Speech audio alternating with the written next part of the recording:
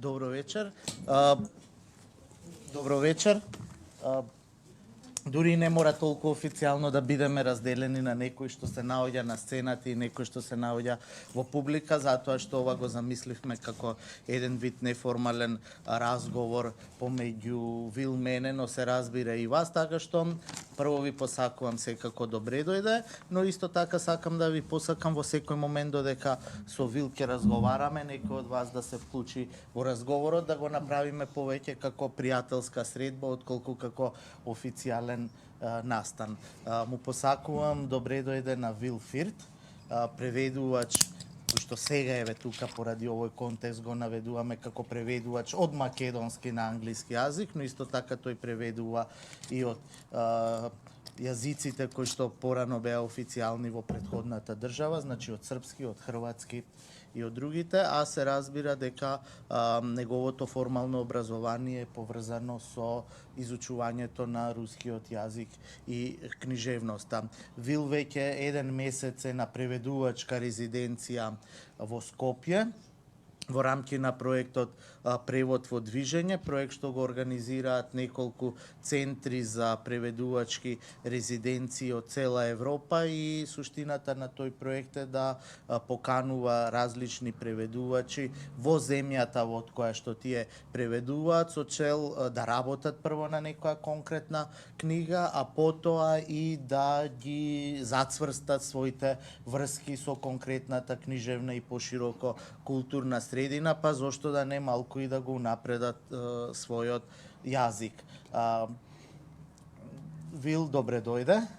Мило ми е што вечерва имаме можност да разговараме со тебе. Целата рамка на разговорот е од соработката со Сдруженијето на преведувачи и толкувачи, така што главниот фокус на нашиот разговор ќе биде преведувањето, зошто да се преведува, кои се главните мотивации да се преведува и така натаму. Па како почеток на разговорот сакам да ти го поставам прашањето како почна како преведувач и практично од каде твојата фасцинација прво за литературата претпоставувам, а потоа за јазикот и како таа фасцинација се надоврза со желбата да ја работиш оваа работа.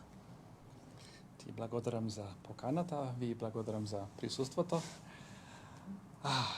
Каде да почнам? Значи, фасцинација за јазиците се кај мене родила прилично рано, бидејќи со 4 години со родителите одевме во Шкотска, инаку потекнувам од Австралија, од, би се рекло, чисто британско семејство. Татко ми имаше стипендија на Универзитетот во Глазго да напиша магистарска работа. Оби родители се архитекти. Значи, од рани години слушнав овој прилично поинакав дијалект на англискиот јазик, а мислам веќе во тие години кај мене се развијала некоја свест и се развил некој интерес за други зборови, други дијалекти, други јазици. Патувавме на континентот, на европскиот континент во летните месеци, па слушнав и француски како се зборува и германски и така натаму. Па веројатно за мене не беше толку туѓо да се посветам на странски јазици. Студирав руски и германски јазик и под Б ми беше српско-хрватски. Користев и руски и српско-хрватски да почнам да учам и ваш јазик, бидејќи има толку многу македонци во Австралија, како се знае.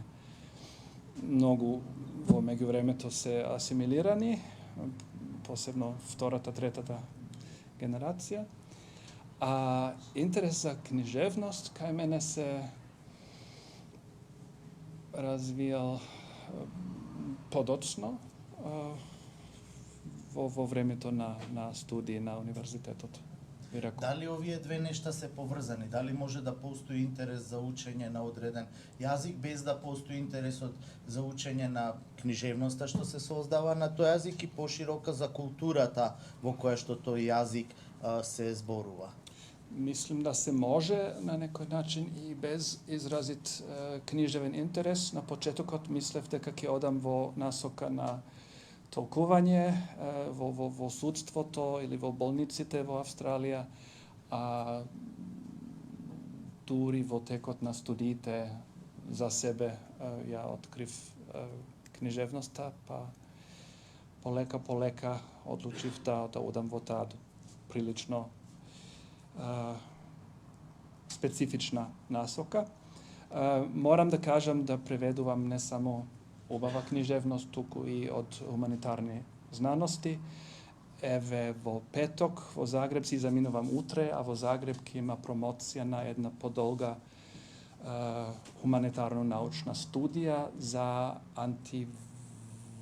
антивоено движење во Хрватска во 90-тите и 0-тите години. Па и тоа ме фасцинира, друштво, војни, такви состојби, општества, па драго ми е кога се појавуваат и такви работи и мора да се каже дека имам преведено и за Хашкиот трибунал во 0-тите години пред судењето на Љубе Бошковски и Јохан Торчуловски. 3 години, доста прилично интензивно соработував со трибуналот. Беа занимливи текстови, полициска проза на некој начин, па имаше балистички извештаи и из болниците разни за како се викат тие Форензика. Да, из форензика, хвала. Ама најинтересно беше преведувањето на 30 страни од политичкиот манифест на Љубе Бошковски, што ми јок не е било симпатично, ама, како вие сигурно знаете, како преведувач, како толкувач, човек мора да се умствено, ментално постави во глава, барем во ситуација на авторот, нели? Па за неколку недели јас бев Љубе Бошковски на некој начин и мислам дека добро пренесов, морав да пренесем негови мисли на англиски јазик за трибуналот. Ете. Кога го спомна преведувањето на текстови кои што се од полициска природа, се сетив на еден разговор со македонскиот режисер Милчо Манчевски, кој во една пригода кажа дека тој додека престојувал и живеел во Соединетите Американски држави, понекогаш од време на време бил повикуван да прави судски преводи за луѓе кои што се судат, а кои што се по потекло од Македонија, и тој тоа искуство го кажува дека е исклучително значајно и скапоцено, дури и за неговото искуство како сценарист, како филмски автор, затоа што вели дека во тие присудските преводи човек мора да биде многу конкретен, мора да биде многу прецизен, мора практично да ја долови семантичката страна на нештата колку што е можно попрецизно, и тоа него му помогнало потоа при пишувањето на сценарија да биде прецизен во изразувањето. Овој мал преголем вовет го давам затоа што сакам да те прашам колку практично искуството од преведувањето на вакви текстови ти помага во процесот на преведување, да речеме, уметничка литература, каде што степенот на слобода, стилот е многу исто така важен, бидејќи во литературата не е важно само што се кажува, туку пред се како, на кој начин се кажува тоа. Немам да се споредувам со Милче Манчевски, ама тоа искуство важи и за мене. Преведувањето на хуманистички текстови за овие полициски текстови обогатува она друга страна на моја дејност и обратно. Па не можам да се жалам. Мислам дека е добро да човек има, посебно како фрилансер, дека мора да има неколку области, неколку јазични парови, можеби, и тоа се слива во главата, а меѓусебно обогатува. Мислам дека тоа е добра работа. Како ти лично, како преведувач, дали можеш да направиш споредба кога преведуваш текстови од областа на хуманистиката и текстови од областа на литературата?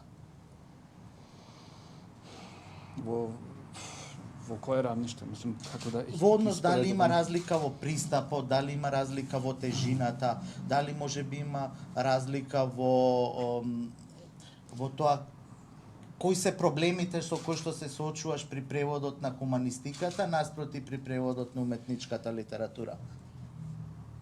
Па, општенето може да се кажува дека во хуманистиката прецизност и концизност се важни квалитети на некој текст, додека посебно еве кај Петре знаме како сака да повторува и трет пат да повторува со нека друга нијанса, нели? Често пати со осврт на неки фразиологизам или народна изрека, што за мене е посебно тешко. Значи, тоа е многу инаков тип на пишување, нели? Во споредба со научни текстови. Го спомена Петре Андреевски, иако планирав подоцна да ги поставам тие прашања, сега мислам дека е вистинскиот момент. За мене најдобрите две книги од Петре Андреевски се романот Пиреј и романот Небеска Тимјановна. Ти си е имал таа среќа и привилегија да бидеш еден од копреведувачите или да бидеш соработник на преводот на романот Пиреј од Петре Андреевски, а сега во овој месец имаше можност одблиску да се запознаеш и да работиш на преводот на англиски јазик на Небеска Тимјановна. Мислам дека целта што ја имаше зацртано на почетокот на резиденцијата беше да преведеш околу 40 на страници од книгата. Не те прашувам дали ги преведе тие 40. Можам честно да одговорам, имав 3 цели во времето на престојот. Првата цел беше да го освежам своето знаење и владење на активен македонски јазик. Ја постигнав таа цел помалку повеќе. Втората цел беше да освежам своето познавање, да поновам своја врска со македонската културна и книжевна сцена. Ја постигнав и таа цел. Па тоа не е тајна. Стигнав само до половина со пробниот превод, бидејќи имав рок за друг проект до 15-тиот во овој месец, збирка на женски приказни од Западниот Балкан, па почнав дури во 15-тиот ноември, ама ќе наставам дома во Берлин до околу 15-тиот декември да го завршам тај пробниот превод, бидејќи то не беше само предуслов за добијање на резиденцијата, нели? Туку верувам дека ќе можам да најдам издавач за оваа убава книга, само можеби ќе трае неколку години. Да, знаеме дека практично да се преведе и да се објави еден македонски автор во странство, тоа е долг процес. Прашањето ми беше дали можеш нешто повеќе да ни кажеш за твоето искуство од како соработник преведувач на романот Пиреј и сега директно како независен преведувач на Небеска Тимјановна на англиски јазик. Кои се предизвиците, кои се најголемите замки, кои се најтешките проблеми, би се разбира, кои се најголемите задоволства од тој процес? Да. Значи, англиското издание на Пиреј излезе во 2009 година, ако се не лажам, кај мала издавачка куќа во Сиднеј, во Австралија.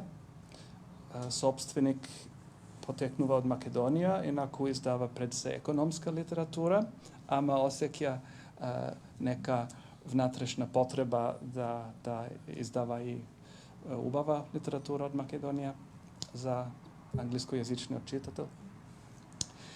Јас бев копреведувач на Пиреј на англиски јазик. Самата идеја дојде од мојата колега Мирјана Симјановска, родом од Демирхисар, ta žive mnogo godini u Австралија. Нејзин татко беше другар на Петре. А Мирјана наводно ветила како девојка дека ќе се обидува во текот на животот да најде можности да преведе и да се издаде пире на англиски јазик.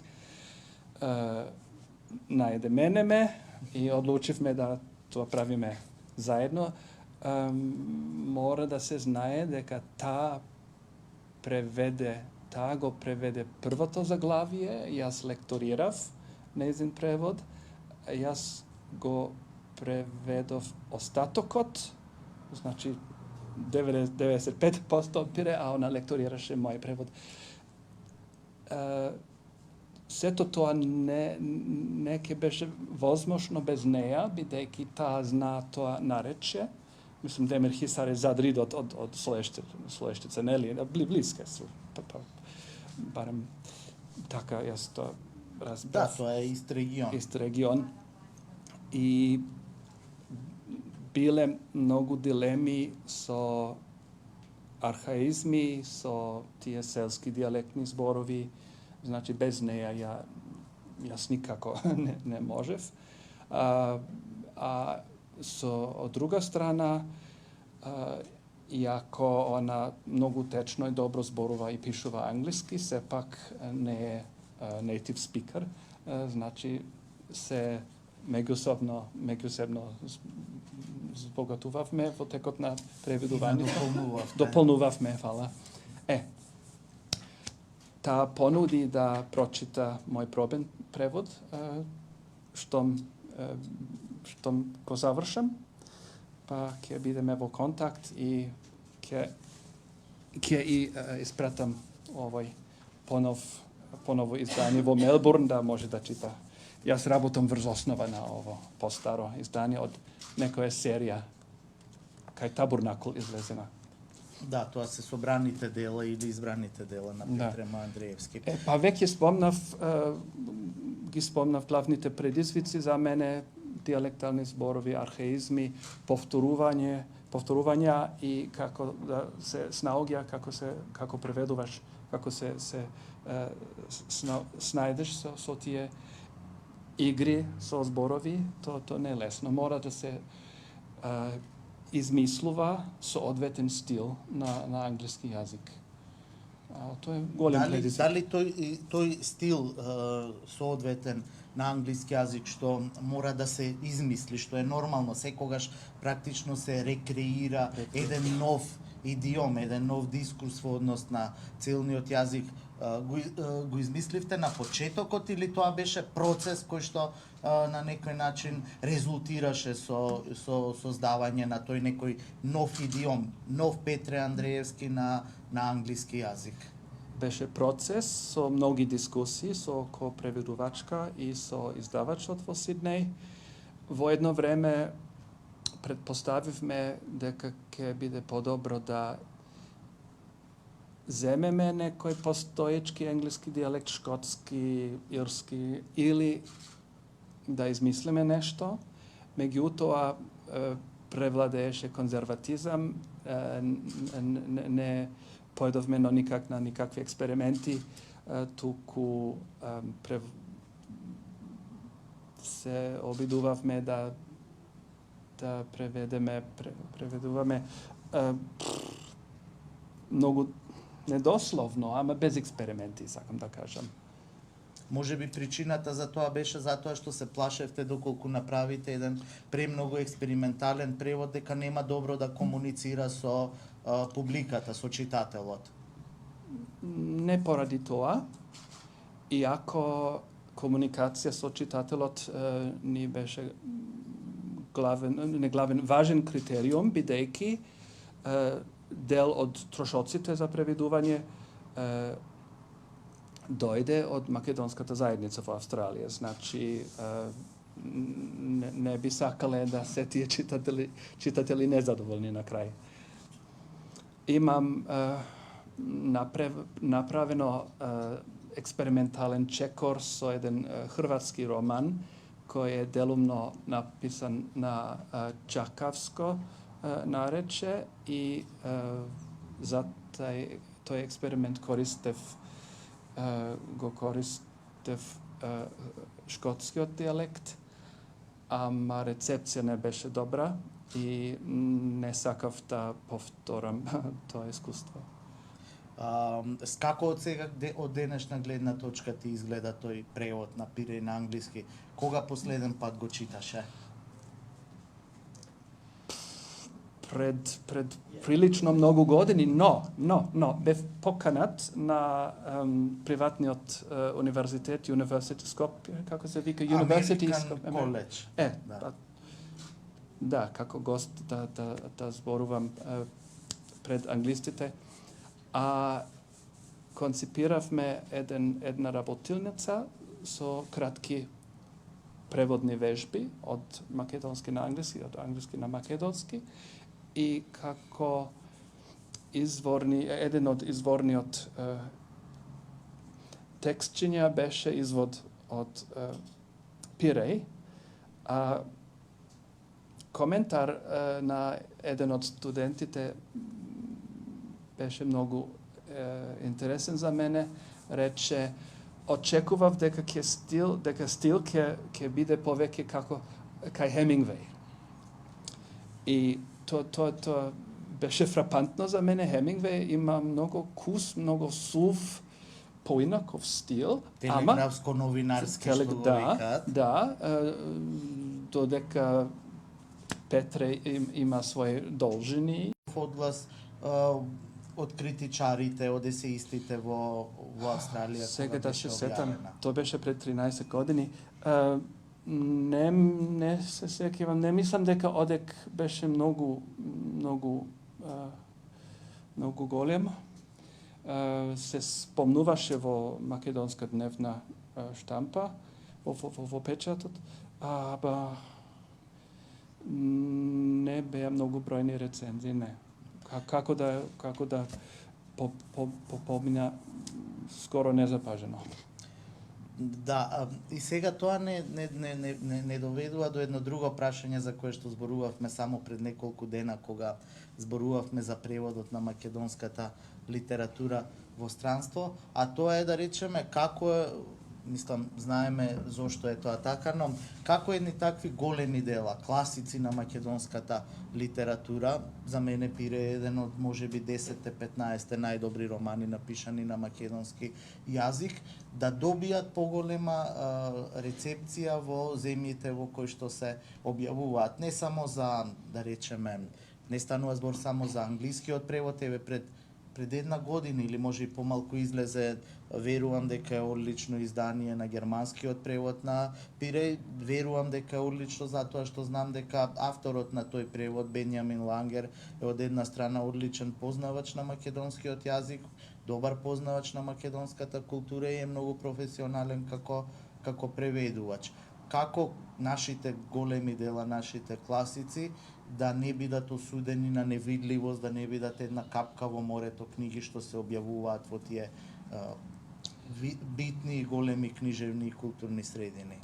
Предност на тоа германско издание беше исто така дека самиот издавач е многу ангажиран човек и направи минимум 2 промоции, додека за Пиреј не се сеќавам дали имавме само една промоција, никаква промоција имавме. Се зависи од личниот интерес, од личната иницијатива, од контактите на преведувачите и издавачите. А се случува дека важни дела едноставно не се преведуваат. И нема јасен одговор на прашањето како би се одобрила како би се подобрила ситуација. Да. Тоа ме не носи кон едно друго прашање, тоа е ти имаш студирано и завршено руски јазик и книжевност. И зошто таа условно кажано привилегирана позиција да бидеш преведувач од еден голем јазик, од една голема книжевност, од јазик кој што го зборуваат многу голем број луѓе и секако интересот за таа книжевност е многу поголем отколку што би бил интересот за балкански јазици. Значи зошто од таа привилегирана и удобна позиција ти одлучи да преведуваш од книжевност и јазици кои што во Европската унија се нарекуваат книжевност пишувана на помалку користени јазици, како што е, или помали јазици, како што е хрватскиот, српскиот, македонскиот. Прашањето прекрасно го разбирам, меѓутоа јас то не доживеав како привилегирана позиција. Привилегија поудобна позиција. Не, па како удобно. Не дојдеш во таков положај додека нема понуди, додека нема хонорари, додека нема конкретни проекти, а тие ги немале, а некаков, можеби со среќа, можеби со љубов кон вашите јазици, едноставно се трудев да одам по тај пат, а имав скромен успех со вашите јазици, за разлика од рускиот јазик. Не можам да тоа објаснам. Тоа за мене лично не беше никаква привилегија. Ниту ни со германскиот јазик, иако живеам во Германија. Свесно откажав пред 15 години од преведувачки проекти од англиски јазик на германски и обратно, иако е тоа моја најсилна комбинација. Зошто? За да имам капацитети, слободно време, за македонско-енглески, хрватско-немачки и така натаму. Значи, види се желба, а тоа е нешто сосема поинаков од некаси привилегија, што кај мене не постоеше, би рекол. Ти се допаѓа ли македонскиот јазик? Многу. Зошто? Звукот. Чудната граматика.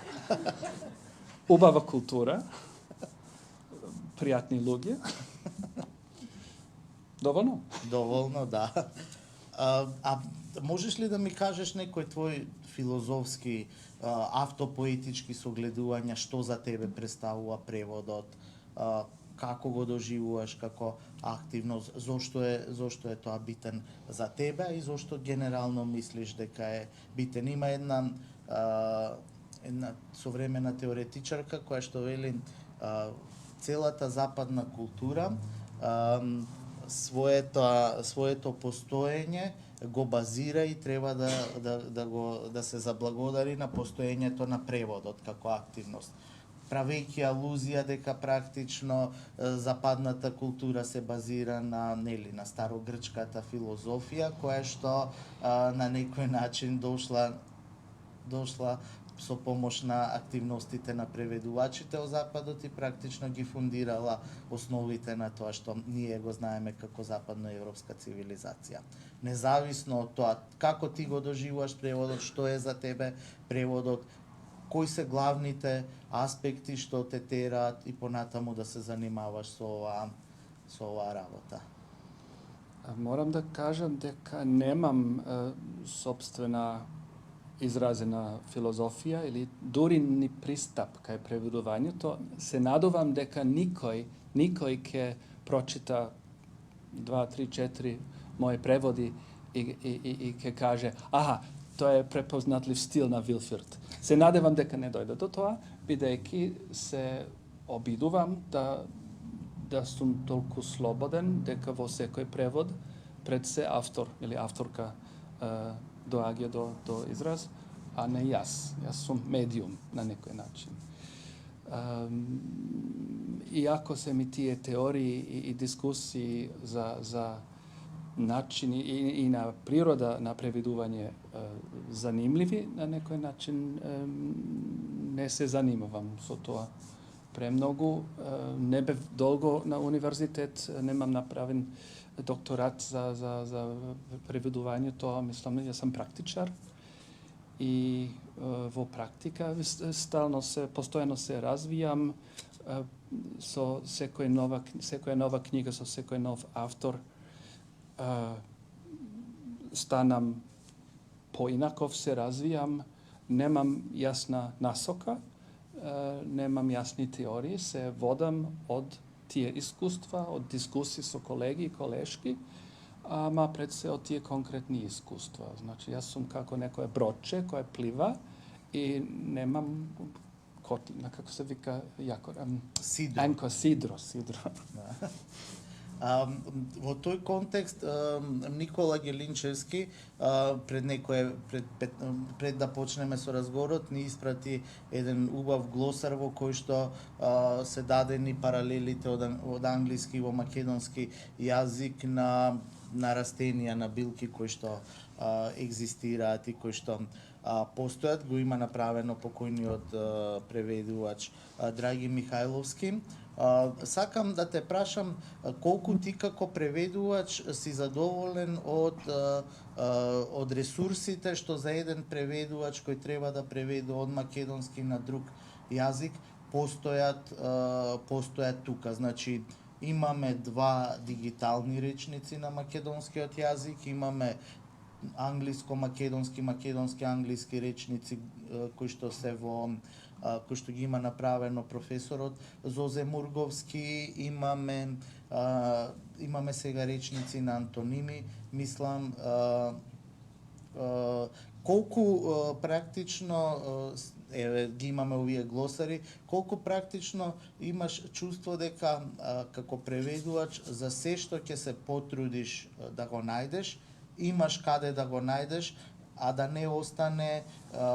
не останат големи работи во зивата зона на толкувањето. Затоа што во една пригода, кога зборувавме за преводот, ми кажа дека ти си од тие типови на преведувачи кој секогаш сака да биде сигурен во тоа дека преведува, по можност да се консултира со авторот или на друг начин, затоа што не си од тие преведувачи кои сакаат премногу да се базираат на сопственото толкување на книжевниот текст. Pa, baziram se i na to, a mora se da se bazira. Ama, da, tije sivi zoni sekogaš ke postojat, ama mnogo sam zadovoljen so količina i so kvalitet na rečnici koje se raspoloživi deneska, za razlika od moja početna faza vo 30-35 godini. Ama sekogaš ke se najde nešto nepoznato. Koristam rečnici mnogo redovno, za razlika od mojot germanski kolega Benjamin Langer, koji se spomna pred malku. To je mnogo poslobadan. Ja se pak sakam da kontroliram što predlaga rečnik, a to nikako ne znači da se orijentiram spored rečnikot, samo imam mnogo temelen svor pristup i sakam da kontroliram, da gledam, da čitam to i duri toga šta odlučam, što ke stavam vo celniot jazik. Sivi zoni. Dodeka razgovorime kratko za bilki, se setiv na jedan primjer od Pirej, koga ostanatite semejstva vo seloto, begat vo planina da izbegnat boleština, holera verojatno ili nešto drugo, a na visočini, vo planina, kuvat pripremat razni čajevi, kako zaštita, kako lek, neli, protiv bolest. I ima vo ta scena dolg spisok na 10-12 razni postoječki trevi, međutoa, vo ta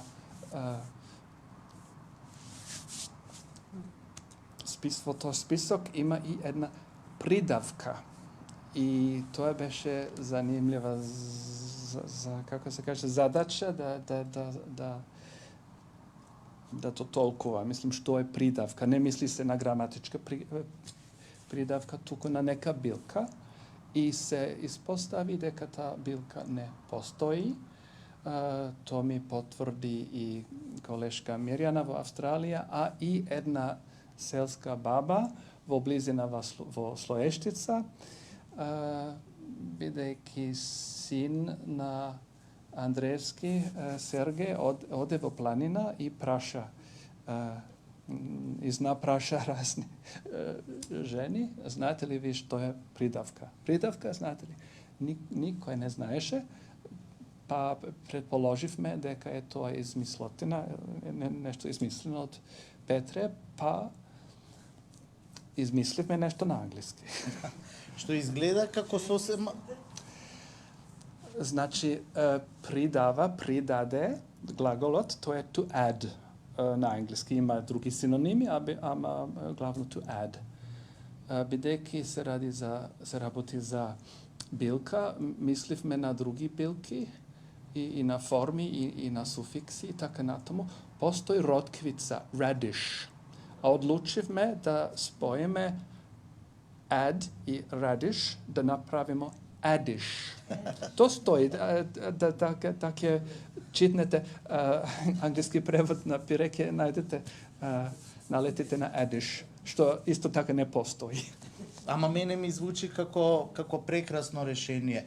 Ја разбирам апсолутно постапката на Петрема Андреевски, затоа што едноставно сосема е легитимно и нормално на еден писател во некоја одредена ситуација да не му биде доволен јазикот што го познава и да не му биде доволен фондот на зборови во јазикот и во тој контекст за да го облагороди дали описот, дали моментот, да измисли некој нов збор. Така, не можам да ги набројам, ама наводно има други примери од измислени зборови на Петра.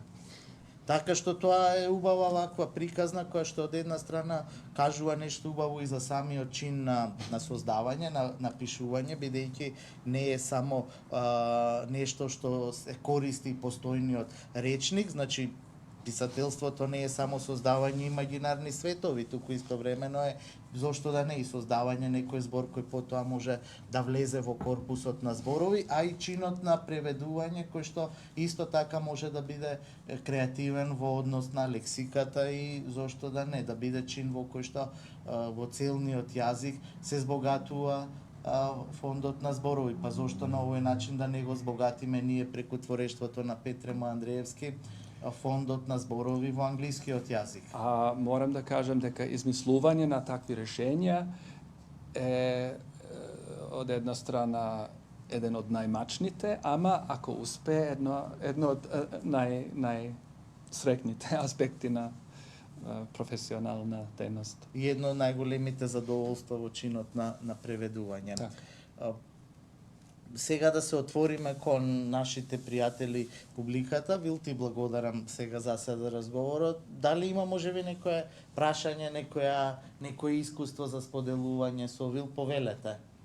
Јас сакам да прашам, Вил спомна за копреведување и очигледно ајде да повторам.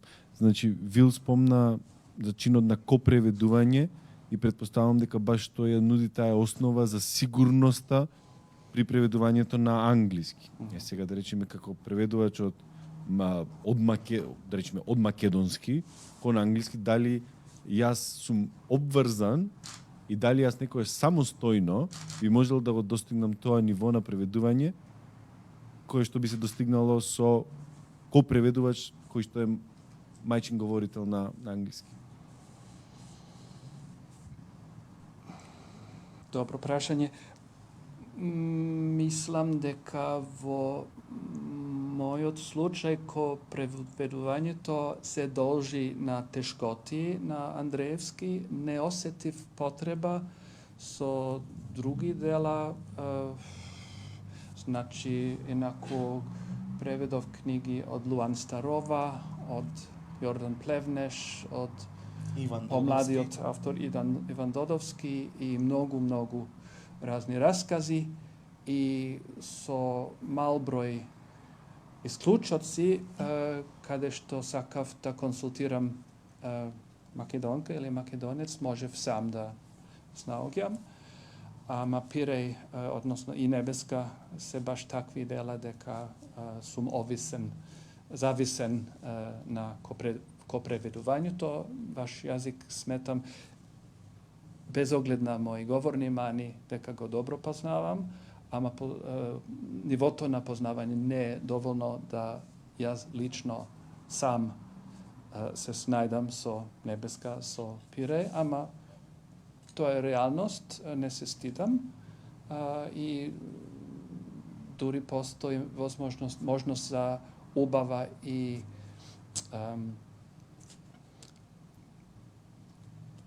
dobra sorabotka so jedan drug profesionalec, to je dobro rešenje za mene. Имам уште едно кратко прашање. Секако. Може, Буба? Ајде. Јас преведувам од македонски на англиски. Меѓутоа, од самиот почеток верувам и чувствувам дека е многу битно се што ќе преведам на англиски да помине и кај native speaker, роден говорител. И тоа дава одлични резултати. Значи имаме преведено поезија, романи заедно со Пеги Рид и сега почина Пеги, па сега продолжи со Патриша Марш Стефановска. И можам да ви кажам дека моето чувство што е, јас веќе не пишувам превод Љубица Расуска, лектура Пеги или Патриша, туку викам превод Љубица Расуска и затоа што еден збор да се смени, тоа веднаш поинаку звучи. Роден говорител со чувство за литература, Пеги беше особено надарена и за поезија, таа и пишуваше поезија, така што и големи читачи. Сите три сме многу големи читачи. И јас го правам 80-85% во некој случај, ако ми тргне како со Лидија Димковска поезијата, меѓутоа 1% да е. Јас сум многу посигурна кога работиме заедно. Јас работам, им праќам. Јас работам, пак им праќам. И потоа имаме второ читање, имаме трето читање. Јас и на моите преводи од англиски на македонски, еве на трето читање сум на превод на еден роман. И уште се поправам самата себе си. Уште се наоѓам. Меѓутоа, соработката со нив беше и е, еве и сега, ова што го работиме со Патриша, мислам, навистина е многу важно во дует да се работи. Кога се преведува, кога еден роден говорител на целниот, на како се викаш оригиналниот, не? Оригиналниот, да. Изворниот соработува со добар читач на целниот јазик. Мислам тоа. Ај сега Никола, после имам ја прашање. Благодарам што се поделивте своје. Јас имам едно кратко прашање. Значи, кај нас во Македонија има една мисла дека ни е сиромашен јазикот. И тоа најчесто е кај неупатените, ама за жал некогаш се преовладува и кај преведувачи, кои што сами ќе речат, не можев ова да преведам, ама сиромашен не е јазикот. Сега, никогаш сум немал шанса да прашам познавач како што сте вие, дали од другата страна на јазичната комбинација навистина не изгледа сиромашен јазикот, или можеби тоа се само одредени сфери, во споредба на тој базен на зборови што го има во англиски. Како изгледа македонски? Не сум голем познавач на сите различни терминологии, ама македонски јазик ми не изгледа сиромашен воопшто, меѓутоа сигурно постои некои области на електротехника или на во дигитализација или тие модерни области каде што терминологија се уште мора да фати корак со англиски јазик, на пример, ама тоа е нормално и други големи јазици делумно има тие заостатоци, како се кажува, доцнење, благодарам, за англиски јазик. Мислим, во некои сфери англиски јазик е водечки во неки области, а тоа е нормално да неки други јазици се нешто побавни во развитокот, ама македонски јазик генерално нема потреба да се стиди. кога станува збор за ова доцнење или расчекори, нели секогаш треба да имаме предвид дека одредена култура или одреден јазик на што е фокусирано, повеќе детали ќе јазични решенија ќе создаде наспроти на другото, нели го знаеме оној стереотип дека во ескимскиот јазик има толку и толку различни зборови за снег. Има толку затоа што снегот е толку честа појава, па тие знаеле да ги субтилизираат сите тие разлики. Кај нас некогаш во текот на годината нема ни да заврне снег или ќе заврне еден тип на снег. Во германскиот јазик се вели дека е јазик кој што многу технички и прецизни ја развива техничката терминологија, затоа што има можност веќе 100-150 години практично на многу прецизно инженерско искуство да имаат, па на тој начин, ај тие се нели техничка нација, па може да создаваат зборови кои што ги опишуваат различните завртки, навртки, начинот на кој што се мери. Ама наспроти тоа, да речеме, во англискиот јазик има казан, а во македонскиот јазик има прв, втор, трет, братуче, чичко, тетин, балдаза, золва, шура, шурја, кои што се толку субтилизирани што мислам дека ги нема во англискиот. Тоа е затоа што нашата култура била таква што во еден одреден период од развојот на нашата култура многу сме ги субтилизирали или нијансирале таквите семејни односи поради природата и начинот на кој што сме живееле. А зар таква интимност не е нека специфика, не е богатство? Токму така и така што сакам да кажам дека веројатно ако за некој нешто каскаме зад можеби англискиот јазик што е нормално за современата технологија, за некои други нешта можеме да го надополниме богатството на светските јазици и на светските култури. Чисто сакав да кажам дека јазикот секогаш е поврзана со културата, со начинот на живот, со тоа што е битно во одредена култура, во одредена нација што го зборува тој јазик и затоа можеме да очекуваме различни јазици на различен начин да се субтилизирани или нијансирани. Ме занима твоја материалистичка анализа за германскиот јазик на техника, дека има 150-200 годишна историја на индустриализација, така натаму, ама тоа е само една страна, самата градба на германска граматика допушта создавање на тие композитни зборови, значи тоа е едно чудо, а тоа совпаѓа со таа техничка предност, на некој начин супериорност, што па стварно е магична работа, ама не е само таа историја, туку и самиот јазик. Да, секако. А повелете, Љубица. Мене онака ме интересираше како преведувач со преведувач. Дали пред да почнете да преведувате книга, ја читате цела до крај?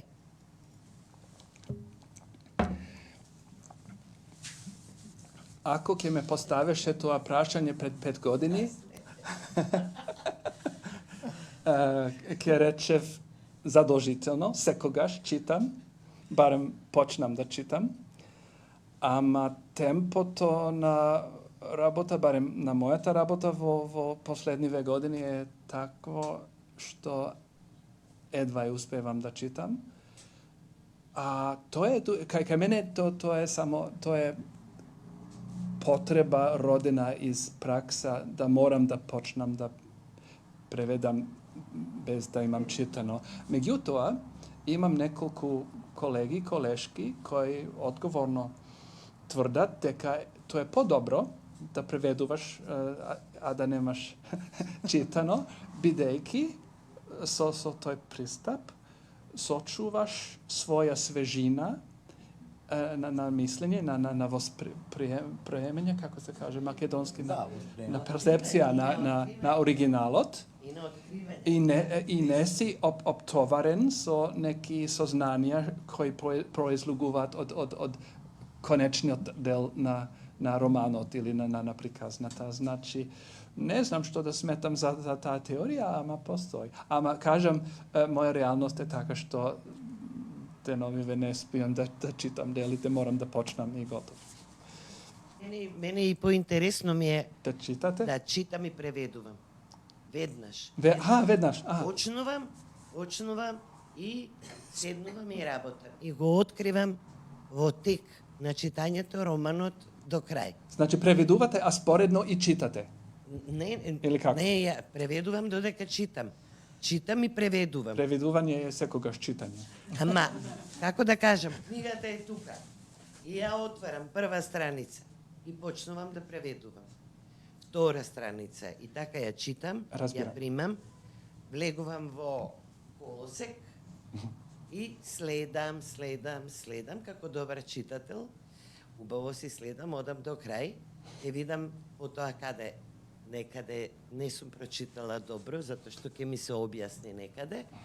Многу внимателно читање е тоа. Да, многу. Тоа е многу внимателно читање.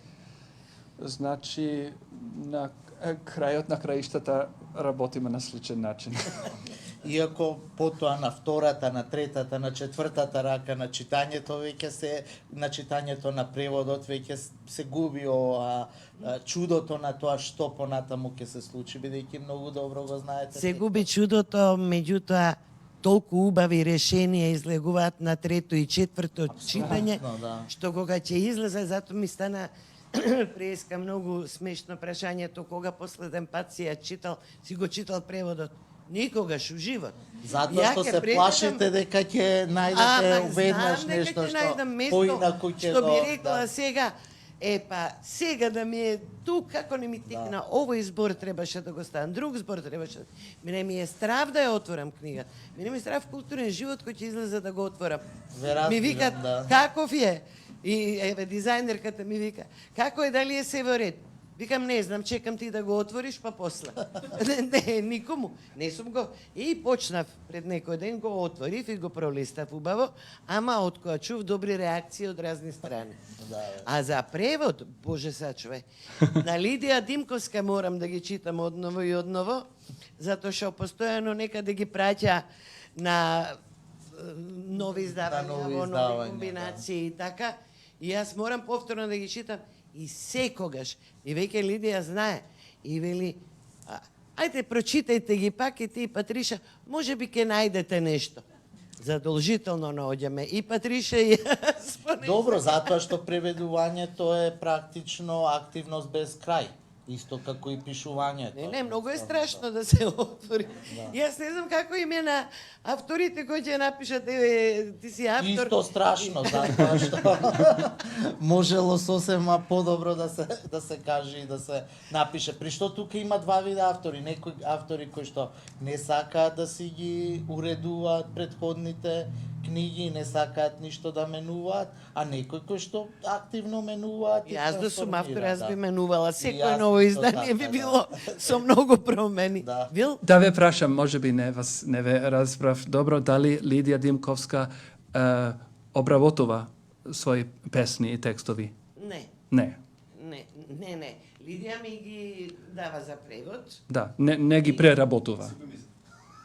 Не, тие се останаат исти. Тие се тие. Добро.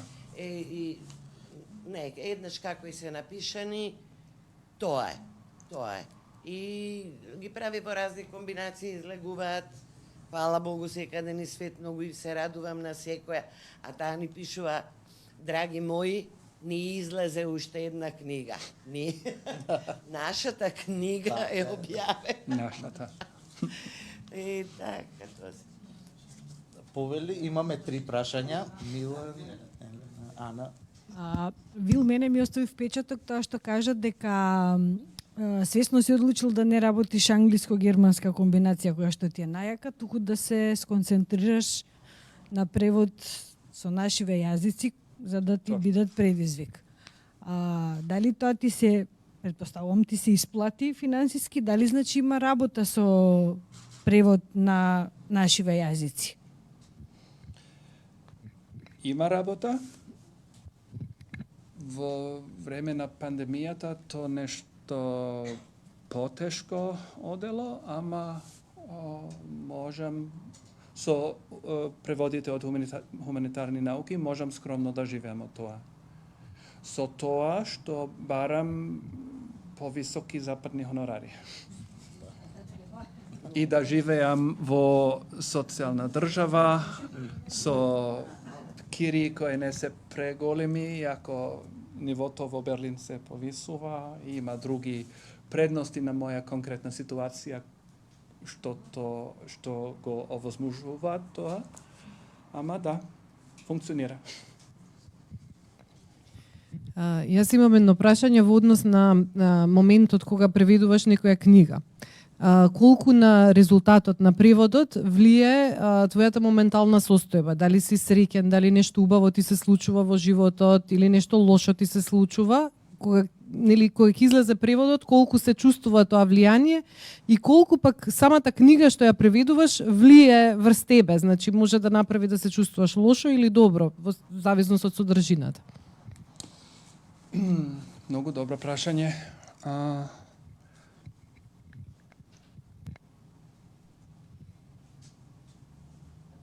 Se smatram od jedna strana za suzdržan i suv čovjek koji se ne prepušta premnogu kon emociji, dodeka preveduvam, ama navistena ima ponekogaš sceni koje me potresuvat, posebno sceni so goljemo siromaštvo, so vojni, so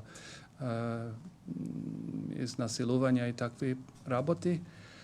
Ama možem da to skoncentriram na svoje rabotno vreme, na sekodnevije i na večer da puštam muzika i da popijam pivce i da ne da zaboravam, ama možem da tije čuvstva, pogotovo koga se raboti za negativni, tako narečeni negativni čuvstva, možem da gi kompartmentaliziram na nekoj način, da gi držam pod kontrola, pa nemam košmari i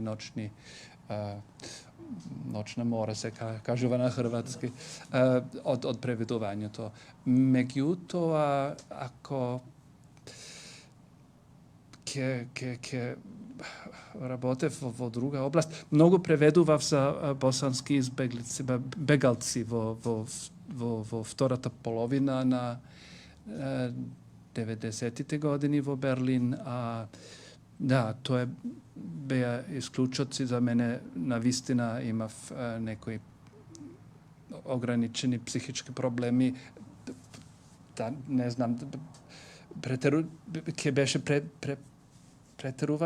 претерано да кажем второстепена травматизација. Не е то тако страшно, ама влијае, зна да влијае. Ама тие беше биографии и приказни од прва рака од тие бегалци да можат да убедат амерички власти да ги пуштат во Америка,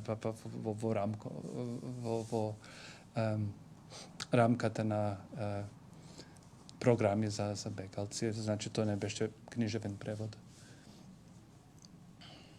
Милан, повели? Јас имав неколку повеќе коментари ми се јавија додека говоревме за тоа, особено за прашањето дали ги читаме преводите или не, но ние додека работиме ги читаме постојано преводот. Ако не и по 10-15 пати. Да. И тоа мора да помине. Мислам, не можете да направите добар граф ако не фрлите 2 води. Не па да дадем преводот, само не треба премногу сам води да се фрлат. Но имам 2 прашања, бидејќи говоревме за психичката состојба. Какво е мислењето на Вил за роковите во однос на книжен превод? Колку помага да се има рок кога се преведува книга? Особено затоа што сега моментов за Небесната Мијановна Вил си нема дадено рок. Колку е продуктивен рокот, колку го ограничува, особено бидејќи во македонската преведувачка индустрија има многу куси рокови и секогаш говориме дека тоа влијае врз квалитетот, па еве од своето лично искуство, колку смета дека? Да, вистина немам конкретен рок зададен од нека институција или издавачка куќа, ама себе си дадов рок до средината на декември, пак ќе се држам до тој рок. Потребни се рокови, тоа е моје чувство, ако немам барем автодаден рок, ќе постанем мрзливец. Мислам, треба рокови. А тоа ја подобрува концентрацијата и посветченоста и добро. Мени то треба. Да, добро, но за Пиреј било потребен период на истражување. Да. Нели, иако се куси роковите, тој период на истражување. За Пиреј немавме конкретен рок, односно можевме да доцнеме малку.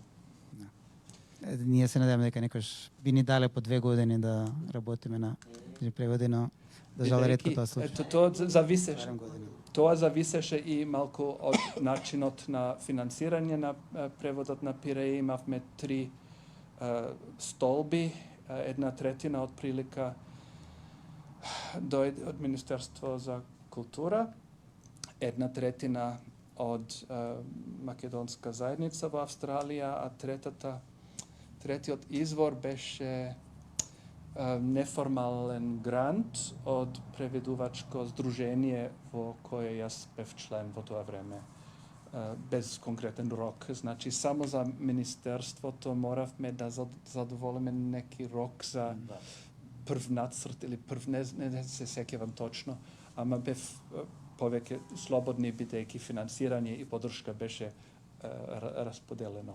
Да. Затоа е испаднал добар резултат. Доброто е малце поширока перспектива, дека Вил ни кажа дека има преведувано повеќе македонски автори, од повеќе генерации, од класиците како Петри Андреевски до поновите автори. Имаме тука представник на помладата генерација Владимир Јанковски исто. Мило ми е што помлада генерација. Во однос на Пет. Да. Вред. Тоа ми е комплимент што одамна не сум го добил. Така што ти благодарам. Нема проблем. Мислам се разбираме, млади во дух, млади Инаку во Милан години. е 1 месец помлад од мене. Добро, колку си ти помлад, толку сум ја помлад за тоа. Но таа можност дава една перспектива на развојот на македонскиот јазик и македонската книжевност.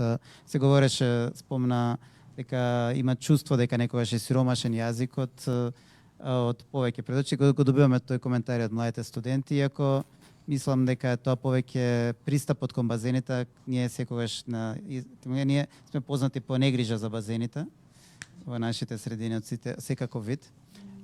Но Вил да ни каже дали има чувство дека има развој во македонската книжевност и како и на самиот македонски јазик низ тие децении на творештво. Да, личен Човек печат. мора да Личен може да пишува докторат за тоа. Прашање за развој на Лично чувство, дали има развој, дали има напредок. Морам да кажам да ја не видам шумата од дрвета. Не знам да одговорам на тоа прашање. Развој сигурно го има. Не знам.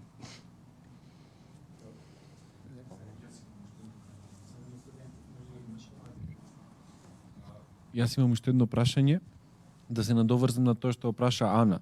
Нели таа праша колку вашите секојдневни емоции влегуваат или влијаат на квалитетот. Сега вие спомнавте за тие бегалци од Босна, спомнавте дека сте толкувале хашки случаи. Таму сигурно сте слушнале. Не толкував, а преведував. Преведувавте. Добро, окей. Ама предпоставам дали е тој сличен пристап како кон книжевниот превод, дали вие како медиум сте друг Вил или сте истиот Вил? Истиот. Ама прашањето го добро разбирам. Многу су различни улоги. Улоги се сосема различни. Ама можам и морам да покривам разни области, да можам да живеем од тоа. Прашањето ми беше во насока, сме имали ние предходно колешки кои што преведуваат и книжевен превод, а биле и толкувачи, баш конкретно на хашки случаи. Толкувачи. Да, толкувачи, каде што предпоставам дека преведувачот или толкувачот во тој случај едноставно кога треба наглас да ги каже тие војни злосторства што ги слуша, веројатно не е исто како кога може да си седнете дома со чипси за да си преведувате пред лаптоп. И бидејќи јас за трибуналот преведував, а не толкував, го држам во сеќавање неколку од тие воени ситуации во Љуботен и така натаму и што се случувало, па то нема да ме остави. Ама можам да живеам со тоа.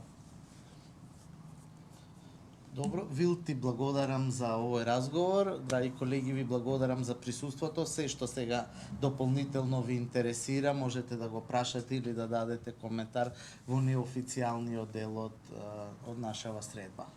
Фала што присуствуваше и благодараме и на нашите толкувачи. Се гледаме во друга пригода.